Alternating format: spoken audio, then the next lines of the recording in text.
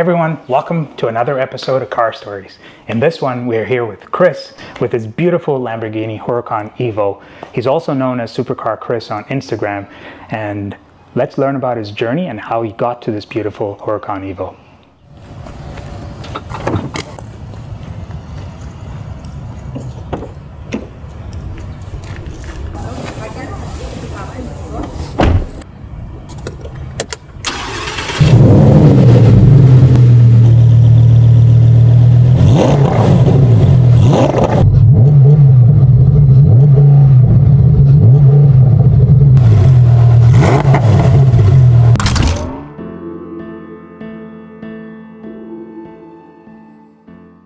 Thanks, Chris, for coming on and doing an episode with me. You have a very busy schedule, so I appreciate all the time you've given us today. Tell us a little bit more about your journey towards this car.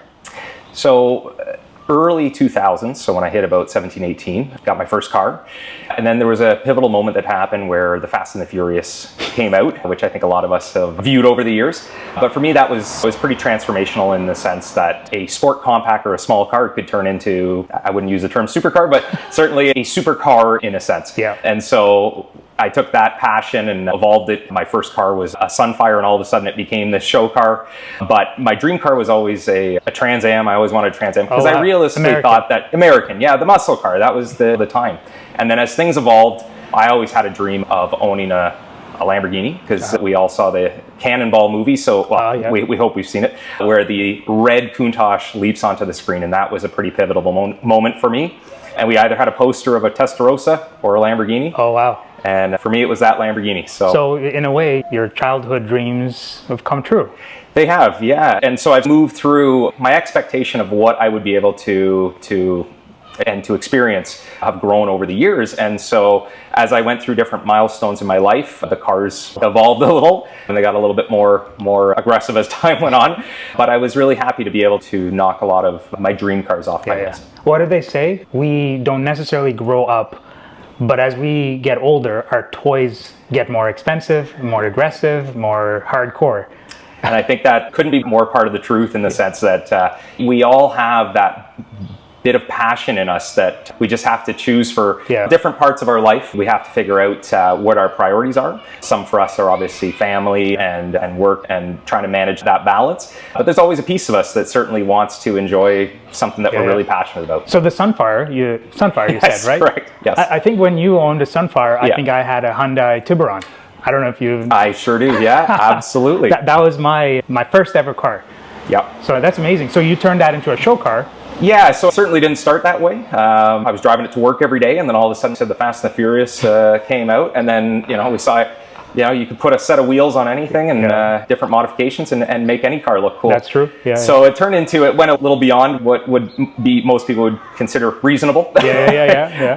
But I met a lot of incredible people. I got a real passion for the car community and interacting with just people that are likewise passionate. Yeah. So as you're progressing towards this car, did you have any other sort of brand of supercar in mind? Yeah, so absolutely. So my dream for the longest time, and this will be a little hat tip to you, was a Porsche 911. Oh yeah. So it was always what I believed I was going to be able to achieve as my goal, and certainly that bigger goal was the Lamborghini, and I was able to make it happen. But there's always a part of me that certainly, I was a 911. So we'll get there as well. Well, you leapfrogged to the final destination. In a way. It was one of those things where I said, if we're going to do it, let's do it right. That's amazing. It's great you got the support from your significant other too. Yes, I turned my phone, as soon as I got that approval, I turned my phone off on the way to Toronto. They don't have to say it twice, eh? That's just, there's limited battery, and we know it's a 5-hour drive, so. Oh, speaking of battery, that's your other car that you have on your fleet. So my daily is a BMW i4 M50, and obviously much to the chagrin of us diehard car enthusiasts, knowing the political climate, I had to offset my carbon footprint. So I had to make up for my boisterous bellowing on the weekend with something that's fairly moderate. But at least you're trying. We're doing our part. I should learn or take a few things from you as well here. Not necessarily, but no, it's been a pleasure. And for a daily car, I couldn't ask for much more. So. Well, it's a great pairing. Yeah. And this is how you stay young while you save the planet. With Let's say they keep telling us we're doing that. Yeah. So did you end up getting this as a brand new car? Like, where did you pick it up? You mentioned Toronto, so you obviously got it out of Toronto. Great question. So during the pandemic, I think all of us were searching for something to make us feel a little bit more alive and to bring us some joy and passion.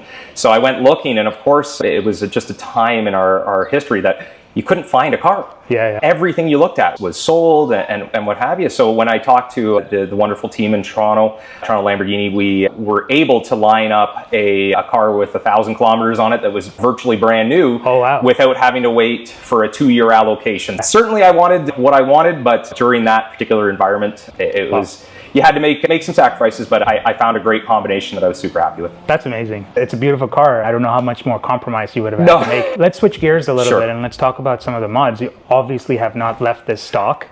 So it's part of being a tuner, or whatever we're called, modders these days.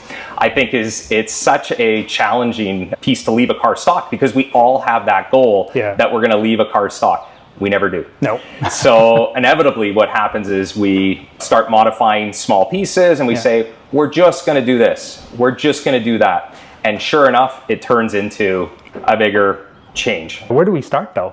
So I think where we start is, of course, the color would jump out at you. So this was a recent change, and it started as a slate gray.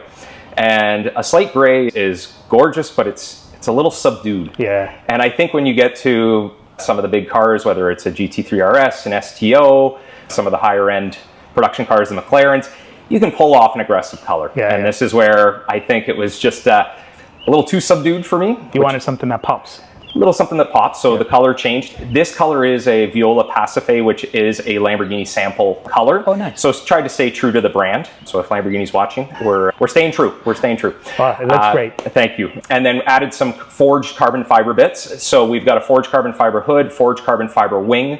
Oh, nice. And these are, again, a little bit on the newer side of presentation, but for me, it was trying to blend the performance with that aesthetic, and so I think it made got to look good really while nice you're change. driving by, right? This is it. This is it. And then this year as well too, we went with the Rift exhaust. So I've been very happy with that. So that's a full titanium exhaust, and the sound is pretty incredible. You guys will be the judge, but I think it's a great addition to the car, and I definitely can say there's more on the way. As always, there's never an ending, eh? It's never an end point, but all this to say, a bit at a time. So I think Lamborghini Huracans in general just come with carbon ceramic brakes. So it's an upgrade. So like most things, you can pretty much upgrade whatever your heart desires, and so it is the 6 pistons full carbon ceramic brakes, and does add some stopping power when you're trying to keep it under wraps. It keeps the wheels clean too. That's it. From an aesthetics. You're a bit of a detail freak yourself, so that helps. That's a big part of things. Is I love the presentation. I love keeping the car clean. I know there's a lot of individuals that love to do the track days. For me, it's to do the track days with somebody else's car. So certainly there's a piece of me that loves a clean car, and I think most people would agree a clean car drives a little bit better. It talks back to you, in my opinion. Speaking of wheels though, you were mentioning you had something in the works there as well? Absolutely. So we've got a 2-piece set of forged wheels, custom cut for the car. Been on order for about 3 months. We're due in for this, but I think we missed it by just a bit, but more good things to come. We might have to do a redo. That's it. We'll add a little bit in, but they're on their way, and I think it'll be a nice complement to the overall presentation of the car. Dive into how you use this car.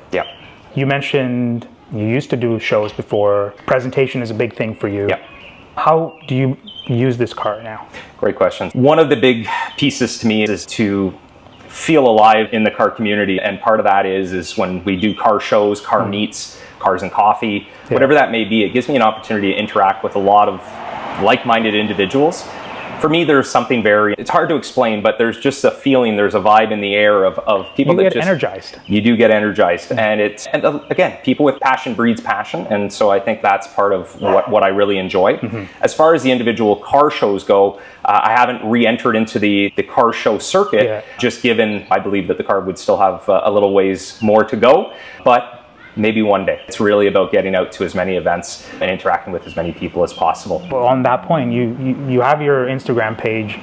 What is the intention with that? Is it more exposure, get your car out there, get more eyes on the car? Absolutely. The big one for me is again, it's sharing the passion with everyone, and I'd be remiss to say that we all don't enjoy a great compliment from time to time. Yeah. So I think that's part of that piece, is that we love to feel that what we're doing is bringing joy to somebody else, as well as ourselves, of course. We love being behind the wheel. Could you list maybe the top 3 things that make this car special to you? Absolutely. So the big one for me, of course, is that beautiful V10 engine. So I'm going to start at the engine. Yeah. I'm going to start at the engine. The heart of the car is the engine. And that beautiful naturally aspirated V10 engine is such a symphony on wheels. With the exhaust, it just enhances it that much further. To the point where, if you ask me how the stereo sounds in the car, I don't know. I might have turned it on when I bought it, just to make sure it functions, but the joy of the car is definitely the sound of that I'm beautiful with you engine. 100%. I barely turn on the radio on my cars either. I want to hear what the heart's doing. Like, I want to hear the beats. It's definitely the star of the show.